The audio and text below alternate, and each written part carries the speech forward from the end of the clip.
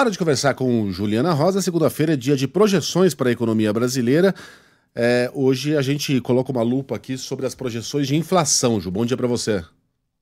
Pois é, inflação disparando aí, previsão para 2025, Megali. Bom dia para você, Carlinha, Roberta, bom dia.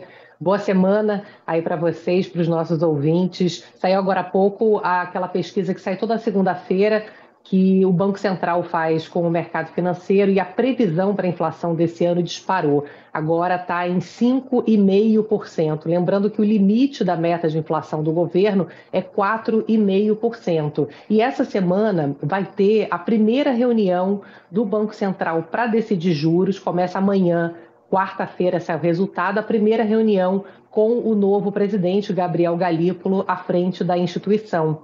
Nessa passagem de bastão ali do final do ano para esse ano, antes de assumir o mandato do Gabriel Galípolo, o próprio Banco Central, para poder blindar o Banco Central de desconfiança, num ambiente já do final do ano que era de um aumento de desconfiança em relação ao compromisso do equilíbrio das contas públicas, que levou o dólar a disparar ali em dezembro, o próprio Banco Central, para poder tirar um pouco essa preocupação, incluindo o Banco Central, com uma passagem de bastão ali naquele momento, o Banco Central já avisou que vai fazer 2 aumentos de juros nesse começo de ano, de pelo menos 1 ponto percentual, agora nessa reunião de janeiro, e mais 1 ponto percentual de alta de juros na reunião de março. Ou seja, já está contratada uma alta até 14,25%. O juro hoje está em 12,25%, sairia para 13,25% esse ano e iria pelo menos para 14,25% a taxa básica de juros do país no mês de março, que é referência aí para o crédito que a gente encontra nos bancos e dificultando aí pagamento de dívidas e investimentos.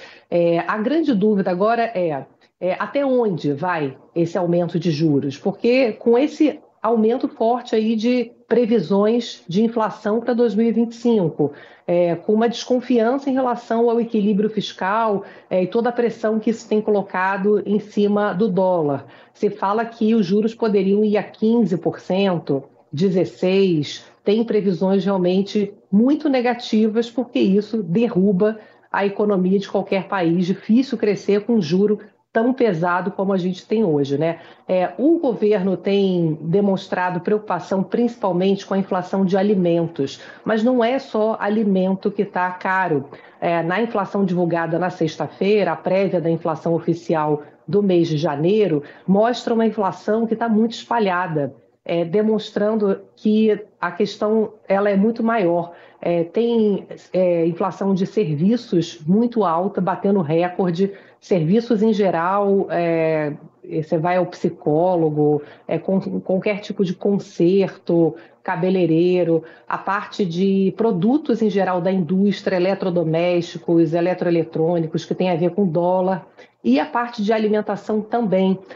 A notícia boa desse ano de alimentos é que a perspectiva é que a inflação de alimentos seja menor esse ano do que do ano passado, por 2 motivos principais. A gente vai ter uma safra agrícola recorde, então uma oferta maior de alimentos esse ano, e o clima também deve ajudar esse ano em relação ao do ano passado. Ano passado tivemos um ambiente climático muito negativo, com 2 fenômenos fortes, principalmente o El Niño, Laninha também. Esse ano se espera que o clima seja mais favorável à agricultura, com uma Laninha suave, que se espera para 2025.